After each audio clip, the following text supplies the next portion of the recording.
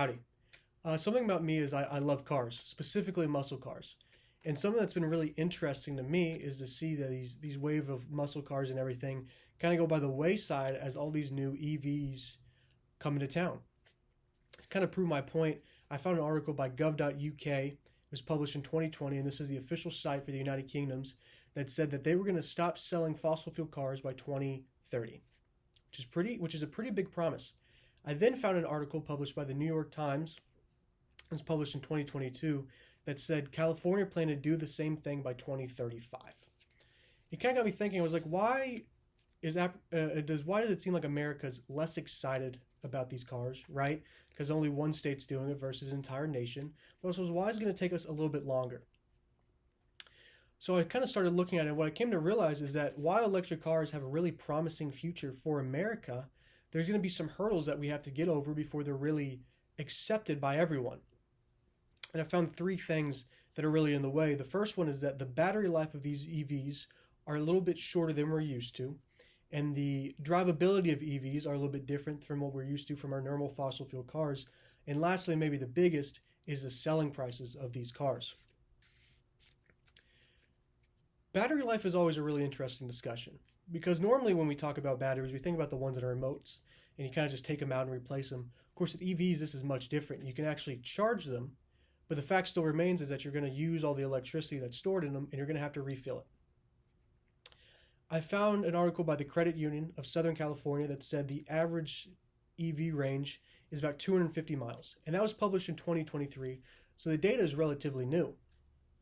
Now, if we compare that to a normal fossil fuel powered car, we kind of see that it's about probably 50 to 100 miles behind, but if a lot of us were honest with ourselves, 250 miles is more than enough than what we do in an average week driving, especially if we have a charger at home. Let's just assume that. Then we can drive somewhere, right? Do our daily chores, maybe drive to work, come back, plug it in overnight, and we're never really going to use that full 250 miles.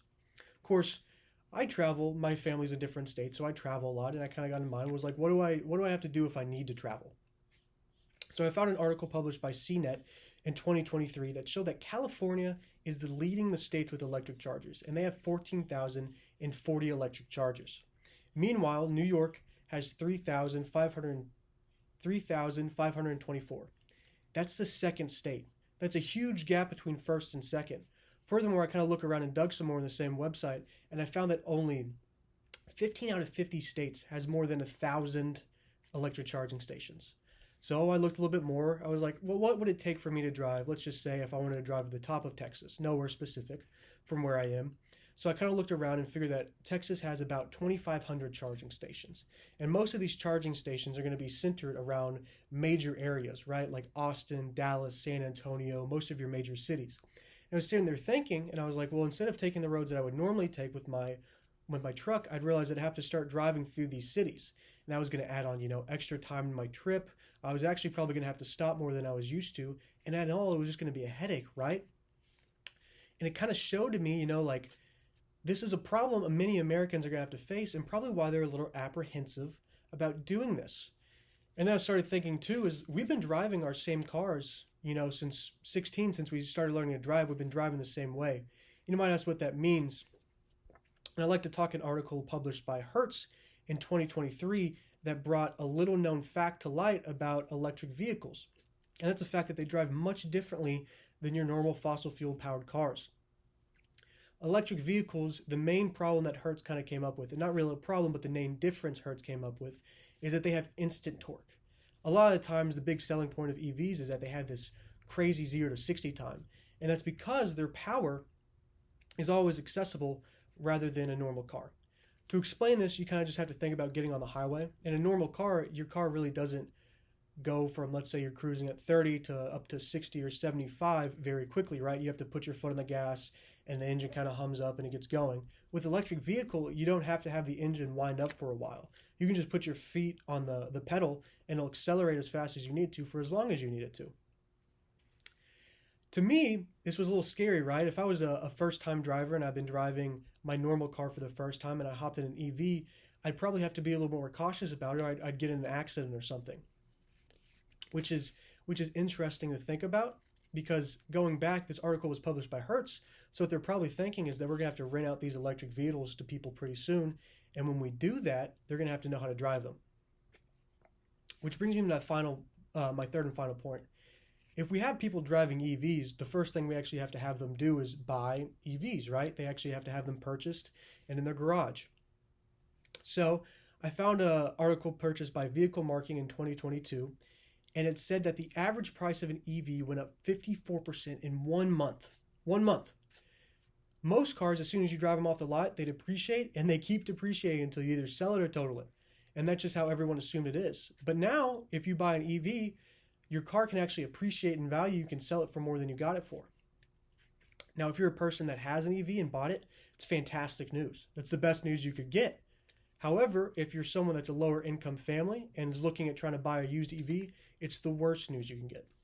To prove this point, I found an article by IC Cars in 2023, and it said the average price of a used car in Texas is $35,061. Now, I went back to the Vehicle Marketing because they assemble a lot of data from different places and kind of get a good estimate of what cars are worth. And in the same article, I found only 2 cars that were below this listing price, or as I should say, 2 used EV cars that were below the average used car price in Texas. Other than that, if you wanted to buy a used car, the next price point you would find them at is $48,000, which is a $13,000 jump. To me, if I was looking at a car in the $35,000 range and you offered me a $48,000 car, I'd have to say no, right? It's way out of the price range. You can't do it. And this shows probably what my biggest issue is with EVs, and what a lot of Americans' biggest issues is with the EVs is that they're just too expensive. While they offer great opportunities and great benefits, they're just too expensive. So the average American has to ask it themselves, is it worth it to commit the time and the money to build up our infrastructure, to build up our own wealth, or even to build up the technology to decrease the price of these electric cars? And I would say the answer is yes. It's going to definitely be a hard trip, but I would say it's definitely worth it. If you look now, you see people driving across the country and their cars are driving themselves. They're just sitting at the wheel. They're just sitting at the seat with their hands on the wheel, watching a YouTube video or something. They're completely safe. Furthermore, these cars, it can't go understated. These cars are better for the environment. And long term, it's actually going to save you more money if you buy one because you're not going to have as much expenses fixing it. Thank you guys for listening. And then here are my note cards.